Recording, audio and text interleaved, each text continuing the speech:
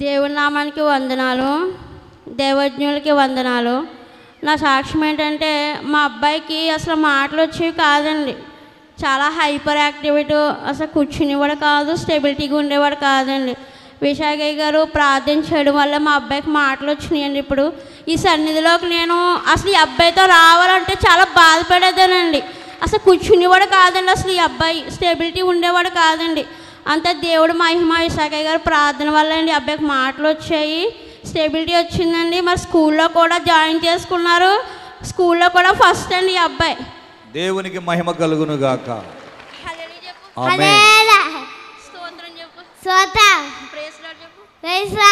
చూడండి, ఆ చంటి బిడ్డకు దేవుడు చక్కని స్వరం ఇచ్చి మాట్లాడే జ్ఞానం దేవుడిచ్చాడు. ప్రార్థన ద్వారా దేవుడు కృప చూపించి చదువుకోవడానికి దేవుడు సహాయం చేశాడు. ఫస్ట్ క్లాస్ చూసారా, క్లాసులో ఫస్ట్ మార్కు దేవుడిచ్చాడు. హల్లెలూయా.